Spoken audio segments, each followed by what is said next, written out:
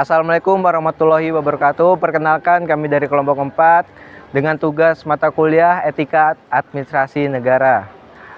Adapun tema kami yang berjudul Penyalahgunaan Wewenang. Kami yaitu saya sendiri Fauzan, saya Aulian Riani, saya Susan Nadila, saya Nur Fadilah Ramadhani, saya Fatimah Nur. video dari kelompok kami.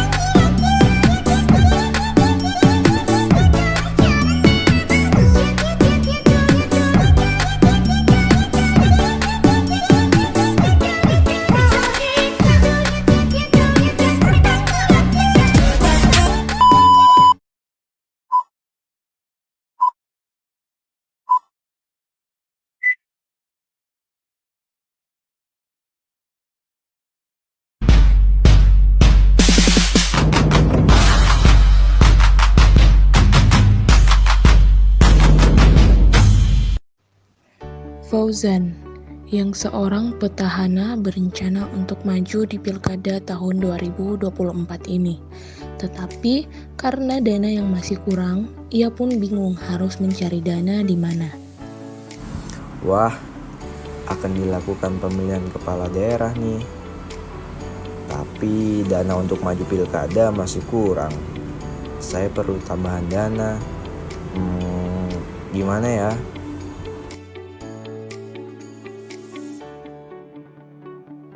Kumpulkan kepala dinas yang ada di kantor untuk segera ke ruang rapat sekarang. Baik, Pak. Keesokan harinya, Fauzan akhirnya mendapatkan ide, lalu ia memanggil semua kepala dinas untuk memberikan dukungan dan memberi anggaran daerah kepadanya. Pak Fauzan memanggil kita semua untuk kumpul di ruang rapat sekarang. Semua kepala dinas berkumpul di ruang rapat. Baiklah, saya akan memberitahukan ke kalian bahwa saya akan maju untuk pilkada tahun ini. Saya memanggil kalian di sini untuk memberi dukungan kepada saya dengan memberi dukungan berupa anggaran daerah kepada saya.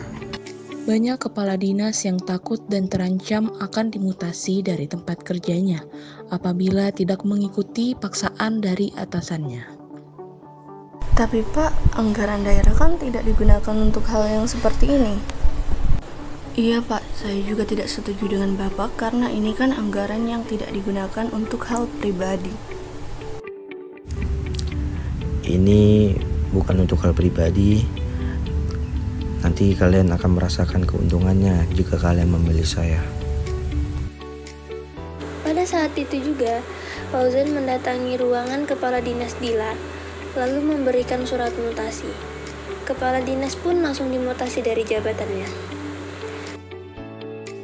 Kepala dinas melapor kepada bagian KASN, tapi prosesnya terlalu lama dan mendekati pemilihan belum ada kabar apapun tentang petahanan yang memutasi jabatannya. Jelang mendekati pemilihan, kepala dinas melewati rumah warga yang lagi ribut. Ia sedikit penasaran, tetapi ia dikejutkan karena ternyata atasan di kantornya sedang kampanye, dan lebih kagetnya lagi, ia membagikan amplop kepada setiap warga yang ada di sana. Dengan memegang sejumlah bukti dokumentasi, ini sudah cukup untuk dilaporkan. Semulanya ia melaporkan menggunakan aplikasi Bawaslu. Lalu ia juga mendatangi langsung ke tempat Bawaslu di daerahnya. Dilansir jakartakompas.com, berdasarkan catatan Fitra, ada 7 celah yang biasa dimanfaatkan petahana untuk menggunakan APBD sebagai modal politik. Pertama, melalui pemberian bantuan dana sosial dan dana hibah. Dana bansos dan hibah merupakan sumber daya anggaran yang paling sering digunakan petahana berkampanye. Dua pos anggaran tersebut cenderung dialirkan kepada basis-basis pemilih yang condong kepada petahana. Bahkan di Banten tahun 2011, dana bansos dialirkan ke keluarga dan organisasi pendukung petahana.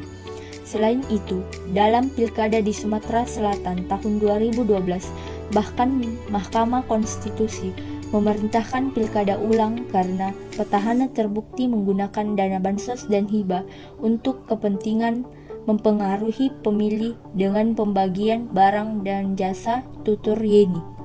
Modus kedua yang biasa dilakukan petahana adalah dengan membuat program-program populis mentoring pilkada. Program populis yang biasanya berkaitan dengan kesehatan dan pendidikan ini cenderung mendadak dan tidak sesuai dengan rencana pembangunan daerah. Program ini sengaja disusun untuk mempengaruhi warga agar kembali memilih petahana. Modus ketiga yang biasa dilakukan kepala daerah tingkat provinsi dengan memberikan bantuan keuangan kepada kabupaten atau kota yang menjadi basis dukungan petahana. Dengan demikian, sering terjadi ketimpangan nilai bantuan keuangan yang diberikan antara daerah penyelenggara dengan daerah yang tidak menyelenggarakan pilkada. Dalam pilkada serentak ini, disinyalir jika partai politik dan penyusungnya sama antara petahana gubernur dengan bupati, maka potensi penyalahgunaan bantuan keuangan daerah untuk kampanye menjadi sangat kuat, ujar Yeni. Keempat, dengan menambah tunjangan gaji birokrat atau pegawai negeri sipil di daerah. Menurut Fitra, beberapa daerah petahana disinyalir telah menaikkan anggaran belanja birokrasinya menjelang pilkada.